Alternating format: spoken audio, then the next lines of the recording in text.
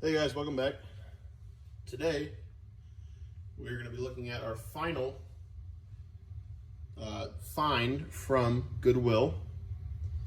This is a scroller saw again. It is a Craftsman, but as you might be able to tell if you watched the last previous videos, this is a far newer scroller saw from Craftsman. Now I saw this and I thought, okay, now this isn't bad. Looked at it in the store, thought it was pretty good. Looks like it hardly has been used in reality. There's not much wear on it. I mean, even if you look at the plug still has the inspection sticker. Let's see if I can focus on that. The plug still has the inspection sticker on it. So I figured, oh yeah, somebody definitely did not, use and abuse it. So I said, why not? It was $13 at the Goodwill. It is a 3.5 amp scroller saw, like I said.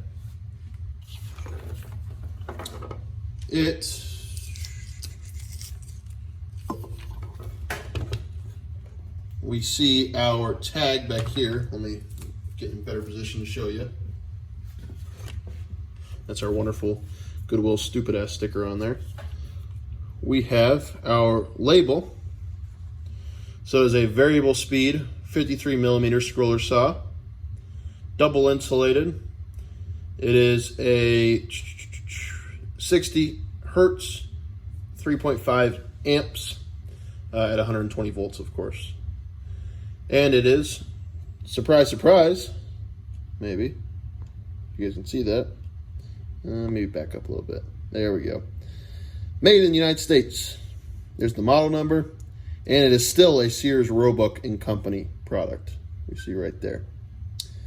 Again, this is probably on the cusp of being a Sears Roebuck & Company product and being a Sears Management Company product. If you don't know what that means, I know I've mentioned it in the last couple of videos. If you don't know what that means, that essentially means is that when Sears Roebuck & Company essentially was going tits up, they, in order to save themselves money and to buy their same material essentially at a cheaper price, they essentially switched the whole company over to the Sears Management Company. And they did it again to Sears Brand Management Company as well, which is what it is today, I'm pretty sure. And essentially what that was the best legal course or best economic action, from my understanding, to help them, because of course Sears during its later years, during the late 2000s and 2010s especially, were bleeding money, right? Sears could not hold any profits whatsoever. They were losing money every single quarter, and it was a lot. It wasn't like 20 bucks, like, oh, we're so close. It was hundreds of millions of dollars that they were losing. So this is still on the Sears Roebuck & Company. This was still would have been when we had USA Hand Tools, but I'm assuming it's in the later half of the USA Hand Tools. So again, late 2000s is what I would say. We can see that based off the fact that this is the same styling as almost every 2000s Craftsman tool.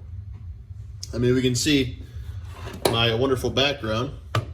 You have a drill. It is the exact same styling as that scroller saw. And of course the drill's newer, or you guys don't know that. The drill's newer. The drill is from Sears Management. But that shows the point of the fact that this is a later model. Long story short.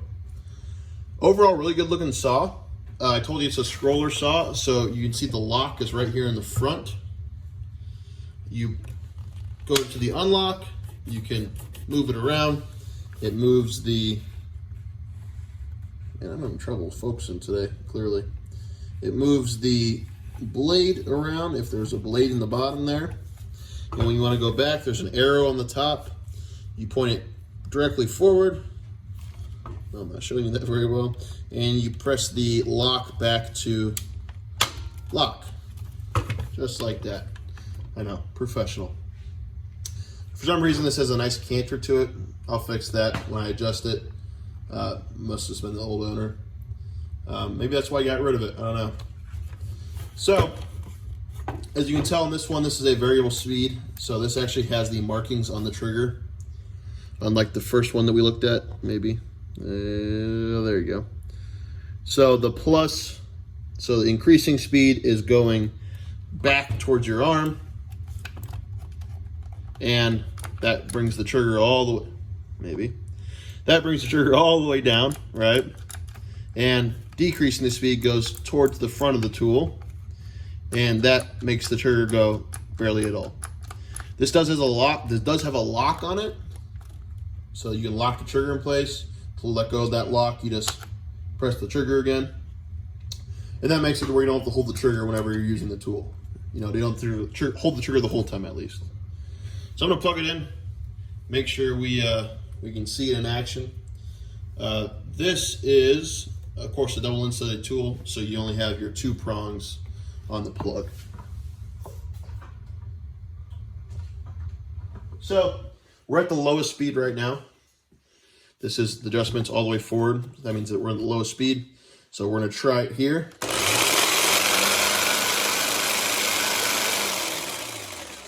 So that's our lowest speed setting for the saw. If we go all the way back, we see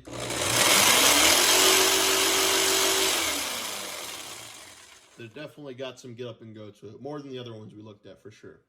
This is also a variable speed trigger because it is a variable speed saw, so you can pull it a little bit, and it'll go a little bit. You can ramp your way up from there, right?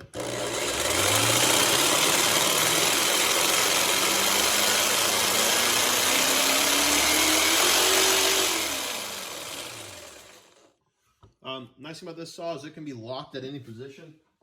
There's some old power tools where they can only be locked at the full setting. This is not the case. You can lock this at the very minimal setting or the very maximum setting, which is very nice. Overall, I would say, in terms of bang for my buck, out of all of the Goodwill finds, I think this is probably the best bang for the buck. $13 for this.